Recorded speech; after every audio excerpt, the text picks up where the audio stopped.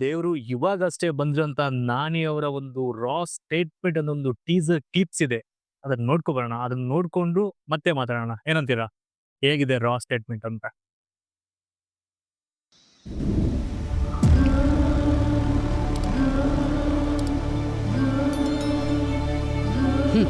ಇತಿಹಾಸದಲ್ಲಿ ಎಲ್ರೂ ಗಿಳಿ ಪಾರಿವಾಳದ ಬಗ್ಗೆ ಮಾತ್ರ ಬರ್ದವ್ರೆ.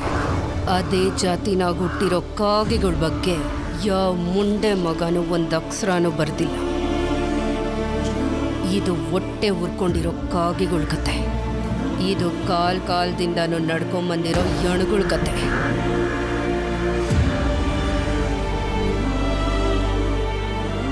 ತಾಯಿ ಎದೆಯಾಗ ಹಾಲಿಲ್ಲ ಅಂತ ರಕ್ತ ಕುಡಿದು ಬೆಳೆದಿರೋ ಒಂದು ಜಾತಿ ಕತೆ.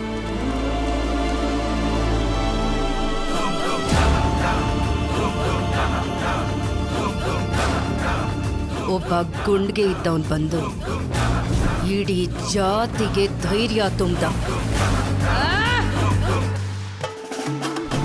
ಥೂ ಅನ್ನಿಸ್ಕೊತಿದ್ದ ಕಾಗೆಗಳು ಕೈನ ಕತ್ತಿ ಹಿಡ್ಕೊಂಡು ಇದು ಆ ಕಾಗೆಗಳನ್ನ ಒಟ್ಟಿಗೆ ಮಾಡ್ದ ಒಬ್ಬ ಸೂಳೆ ಮಗನ ಕತೆ.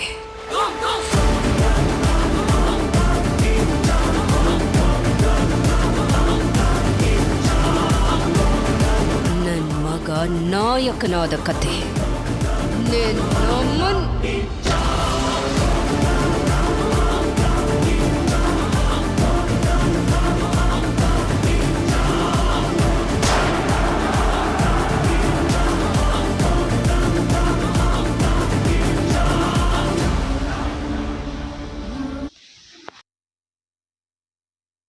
ಸೀರಿಯಸ್ ಆಗ್ಲಿ ಗುರು. ರಾ ಅಂದ್ರೆ ರಾ ಸ್ಟೇಟ್ಮೆಂಟ್.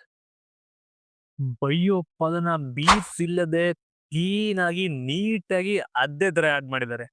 ವಾವ್! ಅದೊಂದು ಮಿಡ್ಲ್ ಉಂಟು. ಅವಾಗೊಂದು ಆ ಬೈಯೋ ವರ್ಡಿಗೆ ಪೀಕಲ್ಲಿ ಉಂಟು ಆ ವಿಡಿಯೋ ಮಾತ್ರ ಸಾಕಾಗಿದೆ. ನಮ್ಮ ಇಂಡಿಯನ್ ಸಿನಿಮಾದಲ್ಲಿ ಒಂದು ಚೇಂಜಸ್ ತರುವಂತ ಒಂದು ಪ್ರಯತ್ನ ಮಾಡ್ತಾ ಇದ್ದಾರೆ. ಅದ್ರಲ್ಲಿ ಒಂದು ಎರಡು ಮಾತಿಲ್ಲ. ಆ ಅನಿರುದ್ಧ್ ಮ್ಯೂಸಿಕ್ ಕೇಳಲಿಕ್ಕೆನೆ ಖುಷಿ ಆಗ್ತಾ ಉಂಟು. ಅಷ್ಟು ಸಕ್ಕತ್ತಾಗಿದೆ ಗುರು. ಆದ್ರೆ ಇದನ್ನ ನೋಡಕ್ಕೆ ಇನ್ನು ನೆಕ್ಸ್ಟ್ ಇಯರ್ ತನಕ ವೇಟ್ ಮಾಡ್ಬೇಕು. ನೋಡೋಣ. ಎನಿ ಅಪ್ಡೇಟ್, ಯಾವುದೇ ಅಪ್ಡೇಟ್ ಬಂದ್ರು ಸಹ ನಾನು ಹಾಕೇ ಹಾಕ್ತೀನಿ. ಯಾಕಂದ್ರೆ ಅದು ನಂಗೆ ತುಂಬಾ ಖುಷಿ ಆಯ್ತು. ನೋಡೋಣ, ಟೀಸರ್ ಇಲ್ಲ ಟ್ರೈಲರ್ ಏನಾದ್ರು ಒಂದು ಬಿಟ್ಟೇ ಬಿಡ್ತಾರೆ. ಅಪ್ಡೇಟ್ ಮಾಡೋಣ. ಅಲ್ಲಿ ತನಕ ಮತ್ತೆ ಸಿಗ್ತೀನಿ ಮತ್ತಷ್ಟು ಸ್ಟೋರಿ ರಿವ್ಯೂ ಜೊತೆ. ತುಂಬಾ ಮಿಸ್ ಮಾಡ್ಕೊಳ್ಳಿ.